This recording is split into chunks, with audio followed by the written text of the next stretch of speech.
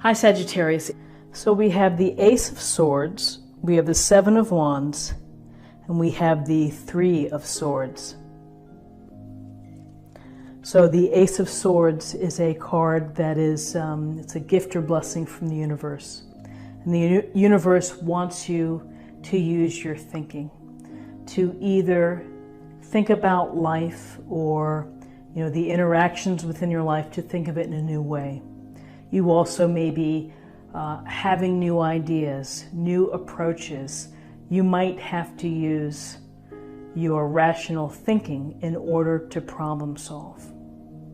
Because the Ace of Swords brings clarity. It brings this very sharp blade, which is giving you the precision to really cut through to the heart of the matter and to take that information and to really I would say gain an accurate insight about a situation. Why? Because you're looking at things objectively instead of dealing with issues on an emotional, from an emotional perspective.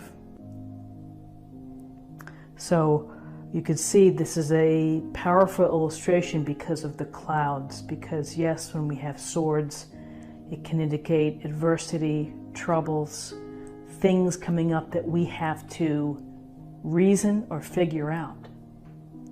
And so the Ace of Swords is powerful to you because it's going to hopefully make you search for clarity, to make you look at what is there, what is real, what's the situation. And then understanding the facts, then you can use that information to help you make next decisions. So, Ace of Swords, it's power, but it's also the power of analysis. So not only to allow yourself to think and to come up with new ideas, but it is the power of analysis and objectivity for you to be able to handle things within your life. So then we have two interesting cards. We have the Seven of Wands. And in the Seven of Wands, this Wands energy of passion, of excitement, of purpose, of ambition, of accessing and developing our own power, our own personal growth. The Seven of Wands is a time for you to have to defend yourself, to protect your state of being. So whether you have to protect your ideas or you have to protect your actions, this is, you're on guard, and here you're trying to maybe push back others who are either interfering, causing issues, causing disruption. You're going to stand tall and you're going to defend your integrity, your beliefs. I would also say, when I think of the Seven of Wands, there's also a little small message of to take the higher ground, which is in again, the interactions that we have. If there are problems, it's to think perhaps as you're defending yourself and to do what you need to do to hold forth, but don't let don't let it sink. Don't let it sink below too fast. So it's a matter of standing up for yourself. So here you're really going to have to use your head and think and either come up with a new approach, a new idea, a new way, as well as being objective and analytical. And then we have the Three of Swords, which is the sense of pain, hurt, betrayal, a loss. Can span so many ways to have this horrible feeling that we have when we're hurt. Things where you just want to sit down and have a good cry. And so with the Three of Swords, it could be that someone has been unkind to you and has been mean-spirited. And that can feel like a dagger through the heart. Could be someone saying, I don't really feel the same. I think we're going to have to break up. And that could be just like that jolt that you would get. Could be simple as something as, a disappointment, someone lying.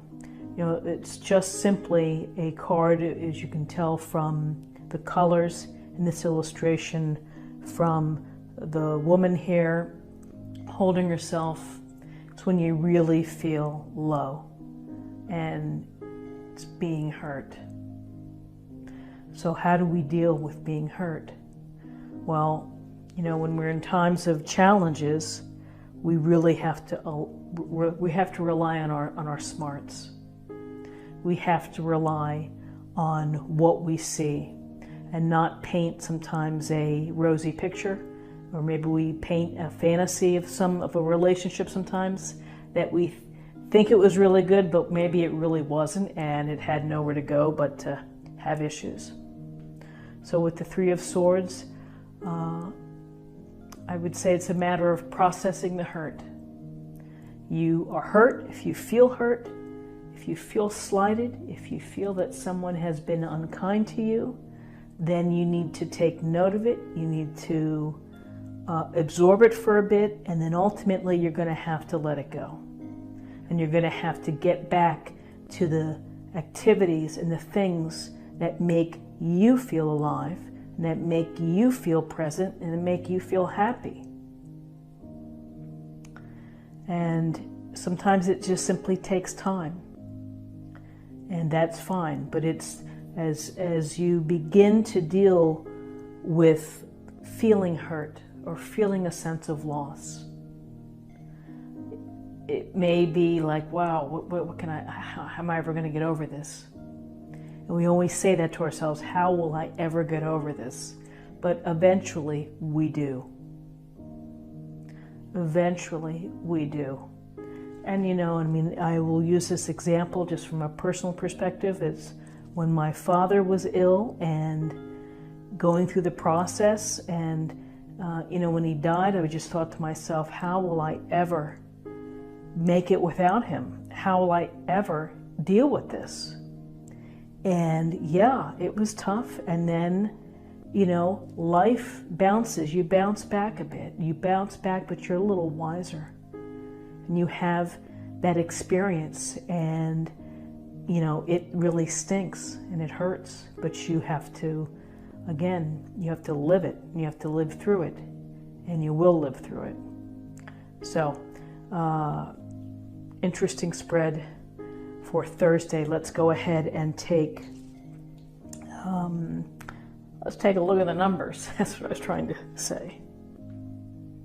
So we have 8 and 3 is 11. And here we come full circle back to a master number, the master number of service, which is such a blessing of a number. And it is to use your wisdom, to use your enlightenment, to use your generosity, your altruistic hands to help others. And you can help others by being an example.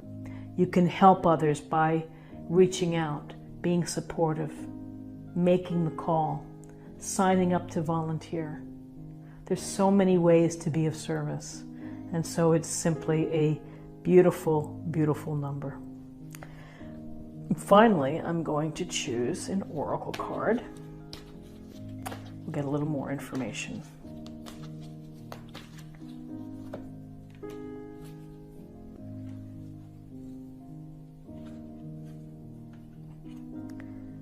Odin, psychic insight. Your third eye is open. See truth for what it is. Follow your intuition. Well, seeing truth for what it is, to me, will always connect with the Ace of Swords. It's seeing the reality of the situation. It's looking at it very clearly, objectively, based on what you see and what is there, versus what you are perceiving or what you think. So, psychic insight, always great advice to follow your intuition. Coupled with using your smarts, it's a great combo. So that's your reading for today. I hope you found something helpful.